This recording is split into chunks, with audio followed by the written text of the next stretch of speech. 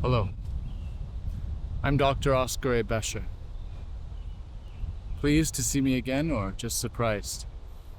Today we find ourselves in the burial ground of all the films that never received a sequel.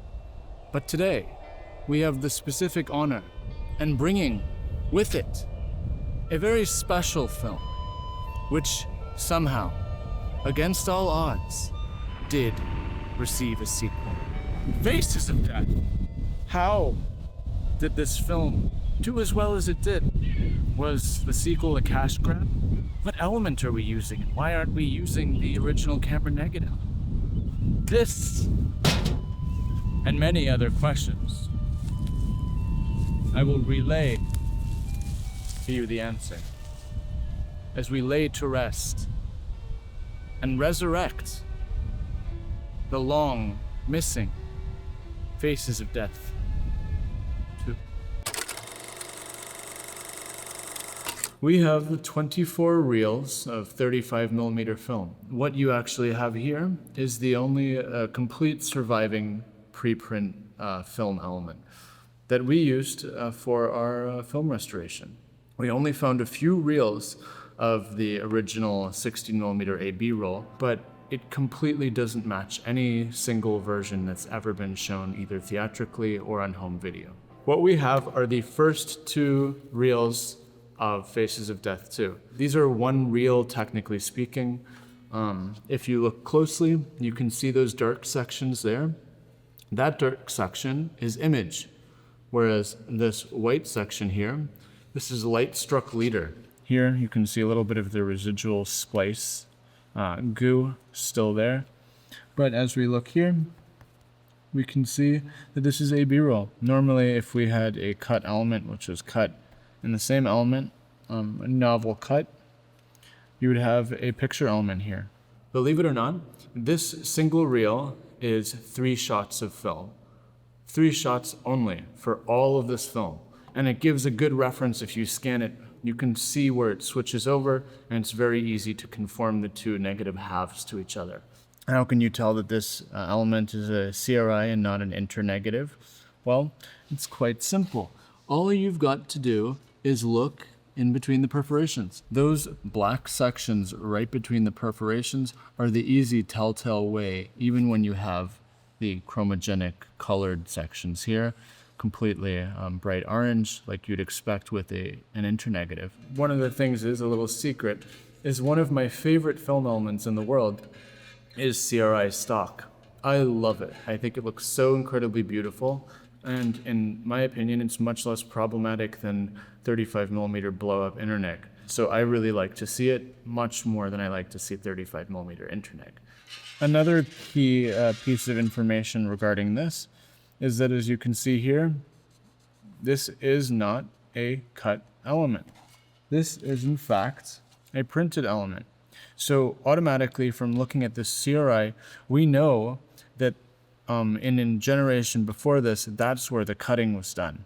It wasn't in this 35mm element for this particular CRI section. You can see right above him a tiny little bit of his tie from the frame before it is shown right above that section. And that is how we know that this CRI was copied directly from the 16mm original camera negative, which was blown up. So this is a blown up element.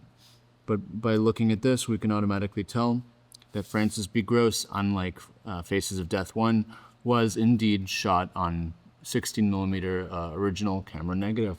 It's counterintuitive to think that after one film does so well, that you'd invest less money into its sequel, but believe it or not, in for-profit industries, this happens all the time. I imagine that because the first film did so incredibly well, they thought, why don't we not spend money on shooting on extremely expensive 35mm film? And here's a crazy idea. We shoot them on 16mm film, and we just pump this fucking shit out, because it's automatically going to go to crappy VHS anyway. Who gives a shit? As for me, I've just confirmed my plane reservations to the United States. I must confess I feel a bit out of place here. I don't speak Spanish, and I don't have any desire to die in a war in which I'm not involved. Here's our end section of CRI. Then we get our leader.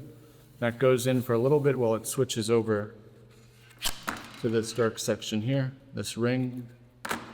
And what do we go? What is it gonna be? 35 millimeter Internegative blowout. So in this AB roll, 35 millimeter AB roll, we see more. What do we see? We see the splice line, and then we see the connecting 35 millimeter Internegative. Which again, as you can see when you look very, very closely, you can see the tops and bottoms of the frame. Basically, it looks like what's at the bottom of this one, but it continues a little bit above the end of the actual rounded frames here. The fact that we can see that bottom, we can automatically tell. Once again, this is a blow-up element. This was originating all in the case of Faces of Death 2 in 16 millimeter.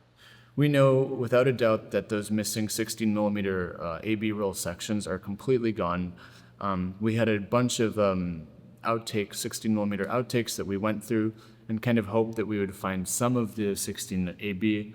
But unfortunately, we only found a few rolls. But this is a great element, and it's a rare element in that preprint elements are incredibly rare to find, and oftentimes in the cases of a CRI or an element which was made for automatically copying more films, what you have is a lot of damage. And in this case, we're very lucky to not have that. One should note that Faces of Death 2, much more reliant on actual archival footage than Faces of Death 1 was, and possibly slightly, maybe a little bit lazier in terms of the more ornate and staged sections. But what does that mean? Doesn't mean it's lazier in terms of content. It means it's much, much more depressing and much more depraved in terms of content. Wonderful Mondo stylings of the filmmakers and Dr. Francis B. Gross, who I still believe is a real person, even though I know he was an actor. Shooting and editing and conforming things in a documentary fashion back in the 1980s was incredibly difficult. And it took an incredible amount of expertise, largely expertise that is too dying, along with so many things in this world. Let's say goodbye to Faces of Death 1 and say hello to Faces of Death 2. As we all know, a far superior film. Several months after I completed my first study, I realized that some of my original theories were no longer valid. My optimism regarding life after death has greatly diminished. Still, there is one hope, that our body suffers little pain and that our mind will end on a thought unaffected by the fear of dying.